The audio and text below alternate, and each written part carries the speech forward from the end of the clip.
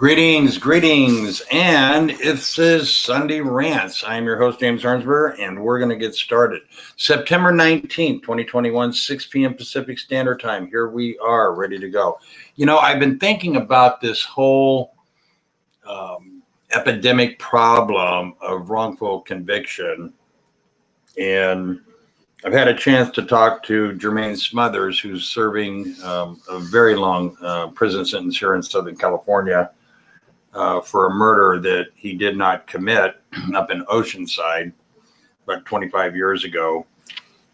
And it occurred to me that among all of the problems that come with just the subject of wrongful conviction, I think that a good part of why it continues on beyond the fact, I don't think it's enough to say that the system's broke. First, I think we all know the system's broke, particularly here in California. I think what we have to do is sort of look at it like almost like a scientific approach, you know. A scientific approach always starts with what. You don't get into how and why, because those are the noise factors or the distractions. And I listened to one of these radio podcast interviews, somebody talking about, you know, the issue of what happened on 9/11, you know, now that we've been 20 years since that happened. And she was a physicist, mostly looking at, and she had some special, unique areas that apparently there's only a handful of people in the whole world that have this kind of expertise and knowledge. And she brought up a very good point that sort of stuck to me, that I've sort of started looking at applying in other areas. And I thought it was very insightful because she said, before we get into how it happened or why it happened, which are all of the emotions and noise and where everybody gets distracted, she framed it in the way that made eminent sense, to me at least, and that was what happened. Well, we know that we saw some airliners crash into the building.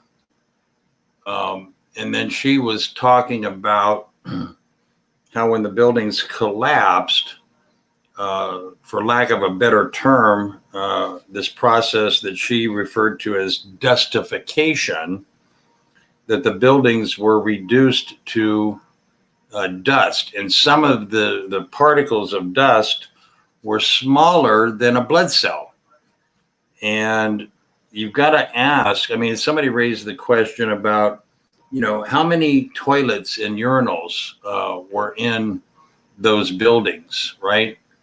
Thousands, right? Thousands. There's like how many floors, and each floor has bathrooms, and not one was found intact, or let alone even a part of one. Everything had been reduced to dust and very small particles, not flakes of dust, particles of dust. And she was talking about the kind of energy at the atomic or subatomic level that would have to occur so that the atoms repelled instead of attracted to hold it together.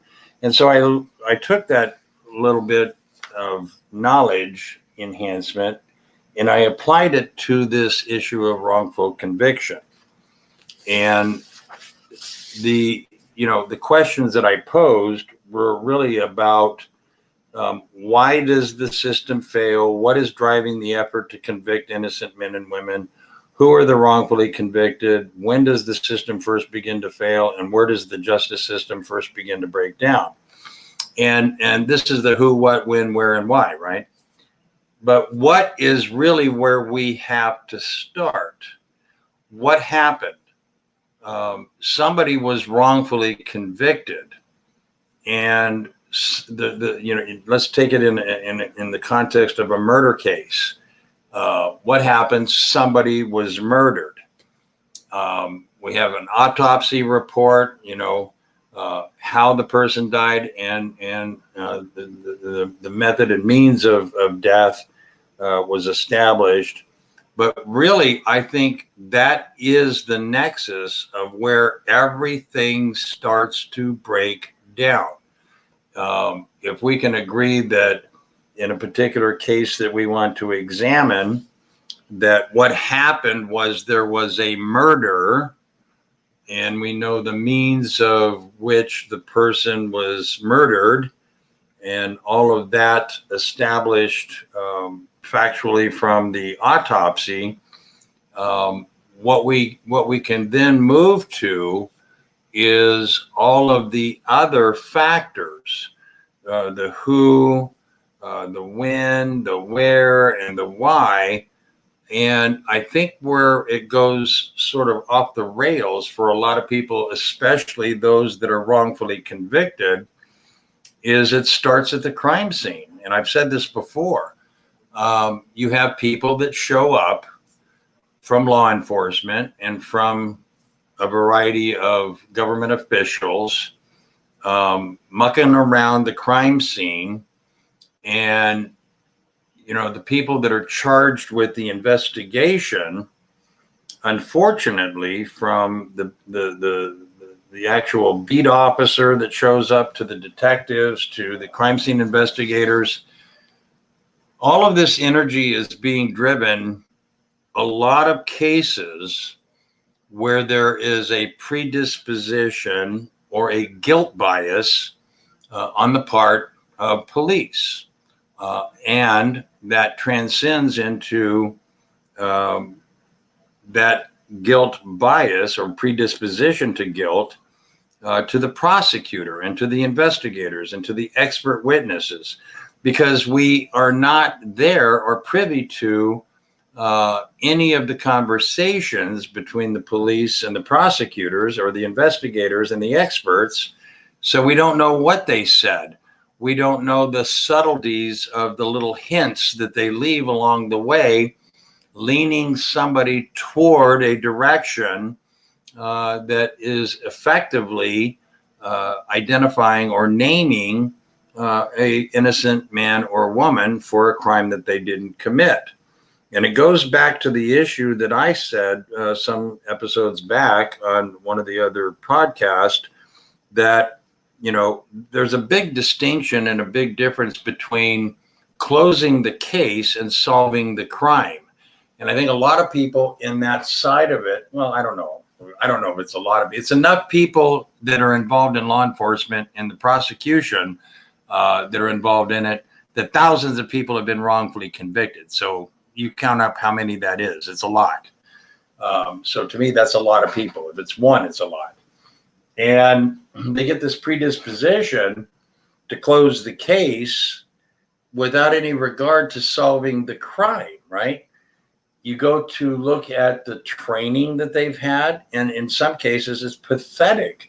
It's like, how did these people even get a badge, right? And get the positions with such sloppy work and such inadequate training. And then they go in there and start mucking up crime scenes and contamination. And there's a whole host of reasons. And every case, as it stands, is unique. I'll give you that. But we have a common thread that you can identify in every case of a wrongful conviction. Number one, the wrong person was convicted because they were later exonerated. So let's go back from the day of exoneration to the day of arrest, or the day of before that of the actual crime scene. And how do you unwind this big ball of yarn and knots sufficient enough that you can establish where and what happened to make it go off the rail? What happened?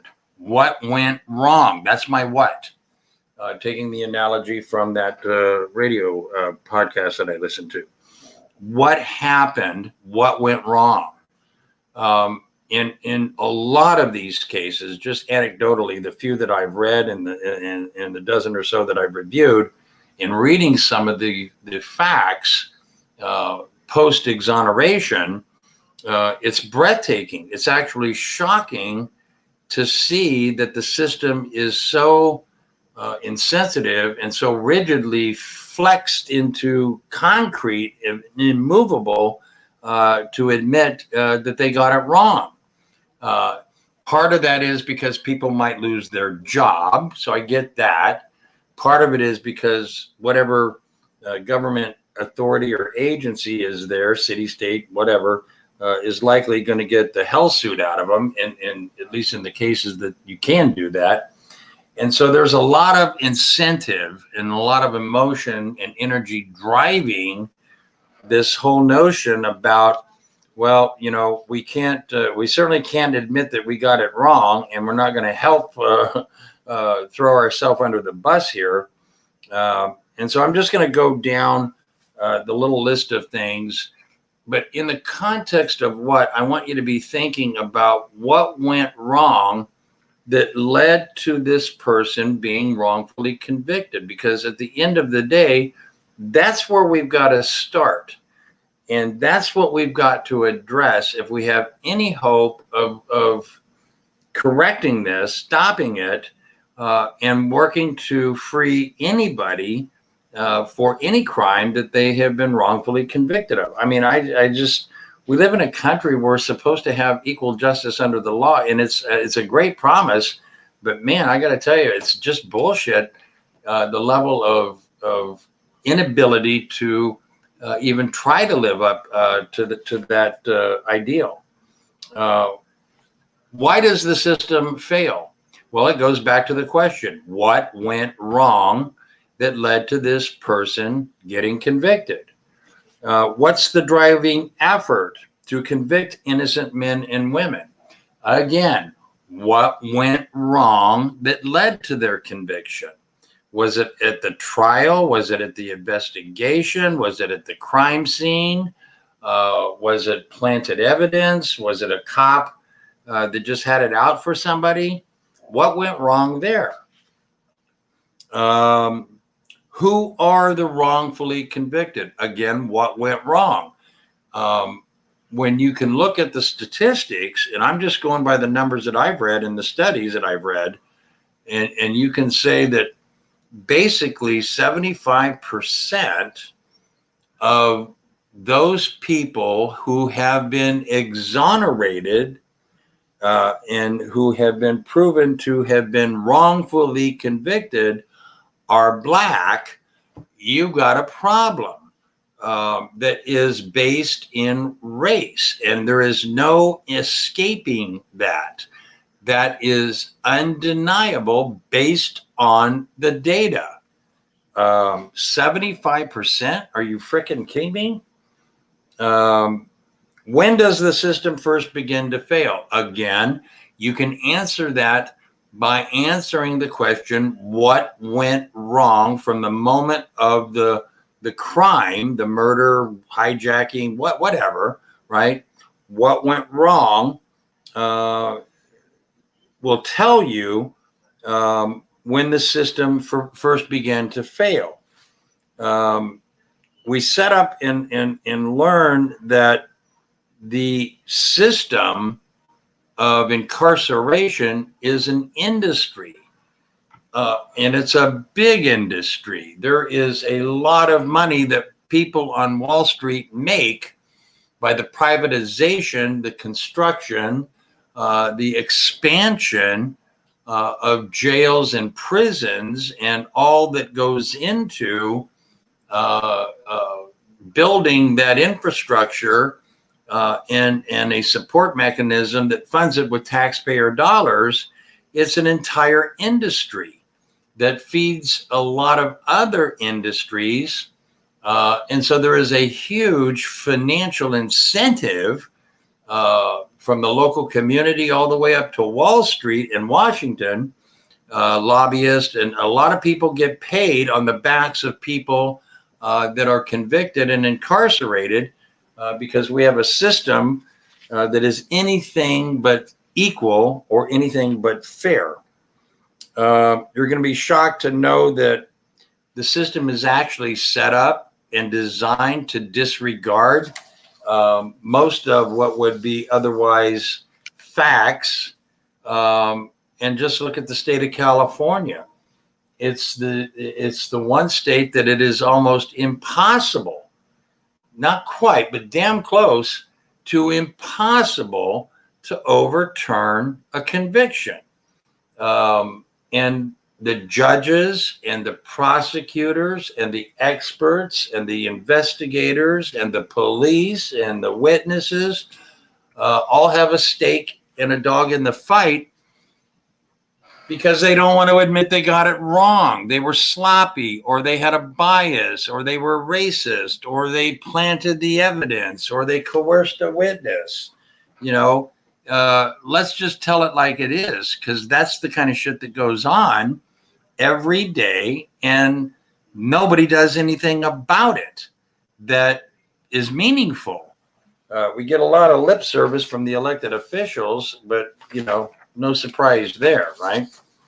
So I started thinking through this process, thinking that, before you can answer any of these questions, you have to go back and reframe those questions in the context of what happened that led to the conviction, starting at the actual event of the crime when it happened. And everybody that touched that crime or that conviction or that process should be put under extreme scrutiny to make sure that this system that is supposed to provide equal protection can actually do that. And so I don't think that there is a huge incentive for people to do that, because closing the case rather than solving the crime means that people get a promotion, people move up the food chain and on the ladder of their careers politically, the tough on crime crowd, all of that noise sets aside and sweeps away the more meaningful question of what happened that led to any person being wrongfully convicted. And until we start asking different questions, nothing's going to change. And until we start demanding a different level of transparency and accountability from everybody, nothing's going to change. I think that's kind of pathetic and sad when you think about it. But this system is a huge, huge system that is in the hundreds of billions of dollars. And there's a lot of financial incentive and a lot of upside for putting more people in prison than letting people out of prison, right or wrong. And so I'm just going to encourage you, as you watch this podcast or other podcasts on this subject of wrongful conviction, maybe exercise a little of intellectual curiosity like I've done and start asking different questions. What went wrong in Jermaine's case? A lot of shit went wrong. The more I read and the more I study and the more I talk to Jermaine and other people, the more I find it just incredible, almost breathtaking, that this person is serving what amounts to a life sentence for something that he didn't do, and nobody wants to hear it. Nobody wants to listen. Nobody wants to do whatever it takes to find the truth. I was told back in the day in some courses that I was taking in my legal studies, that a trial is a search for the truth. Yet everybody that gets on the witness stand is a liar, right? Not a search for truth. If it were a search for truth, Jermaine and thousands of other people like Jermaine would not be serving one day in prison, let alone their whole life. So I think we are finding ourselves as a society sort of in this ebb of flow of evolving to where I think the tide will turn. I think it's already started. And I think that the shifting winds, if you will, are such that the next generations that are now coming up might be actually the generation that actually does foster and bring about the change, structural change that we need in the system. We're a constitutional republic. We have a Bill of Rights, and both of those things are ignored when it comes to the criminal just us system.